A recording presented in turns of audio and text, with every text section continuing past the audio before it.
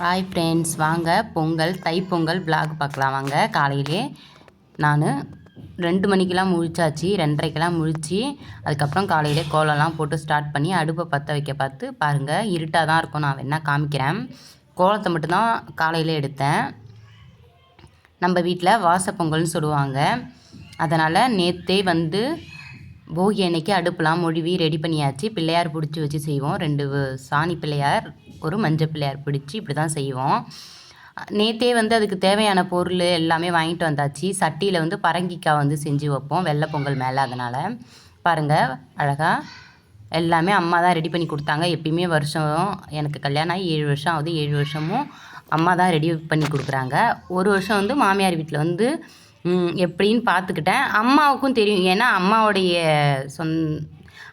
சித்தி தானே எங்கள் மாமியார். அதனால் அம்மாவுக்கும் தெரியும் எப்படி எந்த முறையில் நம்ம வீட்டில் அவங்களுக்கு செய்வாங்கன்னு தெரிஞ்சு எனக்கு எல்லாமே ரெடி பண்ணி கொடுத்துருவாங்க. எங்கள் வீட்டில் இப்படி தான் செய்வாங்கன்னு சொல்லிவிட்டு பாருங்கள், அழகாக பொங்கலும் நல்லா பொங்கி வந்துருச்சு. அந்த கிளிப் எடுக்க முடியல, ஏன்னா நானே வீடியோ எடுத்தேன்.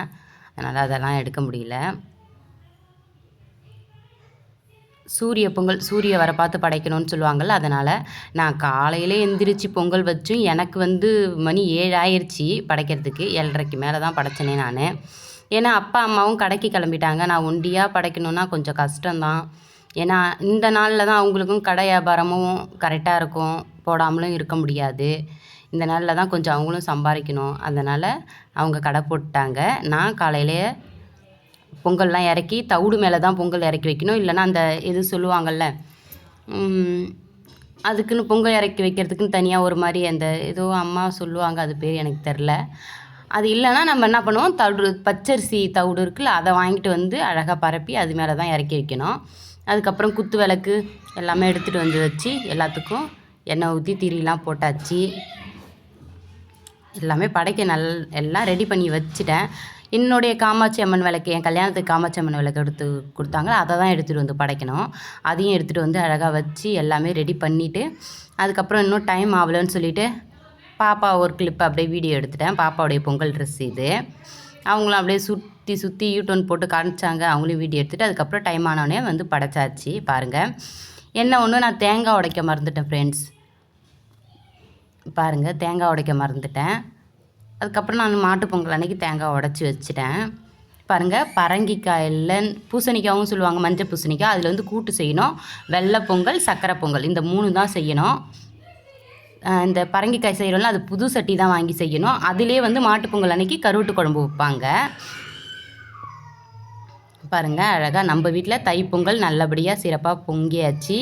பால் பொங்கியாச்சான்னு எங்கள் ஊர் சைடு கேட்பாங்க. பால் நல்லபடியாக பொங்கியாச்சு. அழகாக அப்படியே வீட்டெல்லாம் சுற்றி ஒரு வீடியோ எடுத்துட்டேன். அதுக்கப்புறம் பூஜை ரூமுக்கும், ஏன்னா பொங்கல் பானையை உள்ளே தூக்கிட்டு போகக்கூடாது, வாசல் பொங்கல்ன்றதுனால வாசல்லே வச்சு அந்த சாணியெலாம் வச்சுருக்கோம்ல, சாணி பிள்ளையார், மஞ்சள் பிள்ளையார், அங்கே காமாட்சி அம்மன் விளக்கு எடுத்து வச்சு அங்கே தான் படைக்கணும். உள்ளே நம்ம சாப்பாடு இலையில எடுத்துகிட்டு போட்டு உள்ளேயும் சாமிக்கு வச்சு படைச்சாச்சு. நான் எப்பயுமே அப்படி தான் படைப்பேன். இது நாள் வரைக்கும் அப்படி தான் படைச்சிட்ருக்கேன்.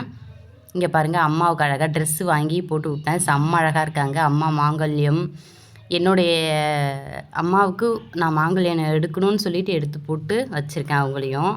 அப்புறம் அப்பாவும் நல்லா இருக்கார். பாருங்கள், இதுதான் என்னுடைய பொங்கல் ட்ரெஸ்ஸு. அதுக்கப்புறம் தைப்பொங்கல் அன்னைக்கு நைட்டு அக்கா வந்திருந்தாங்க. என்னுடைய பொண்ணுக்கு எவ்வளோ ஒரு அழகாக கோன் வைக்கிறாங்க பாருங்களா. அவள் எவ்வளோ ஒரு அழகாக காமிக்கிறா பாருங்கள். அது சின்ன பாப்பா 1.5 வயசு தான் ஆகுது. அவள் கொஞ்சம் கூட கையை சுருக்காமல் அழகாக அப்படியே வச்சுருந்தா. அதுக்கப்புறம் எப்பயுமே நான் பொங்கல் அப்போ மருதானை தான் வைப்பேன். தீபாவளி அப்போ தான் கோன் போடுவோம். இது என் பெரிய பொண்ணுக்கு எங்கள் அக்கா கோன் போட்டாங்க. அதுக்கப்புறம் எனக்கு கோன் போட்டு விட்றாங்க பாரு. எனக்கு என்னமோ கோன் வைக்கணும்னு ரொம்ப நாள் ஆசையாகவே இருந்துச்சு. ஏன்னா ரொம்ப நாள் ஆயிடுச்சு நாங்கள்லாம் கோன் வச்சு. ஏன்னா மருதானை தான் வச்சுக்கிறோம்.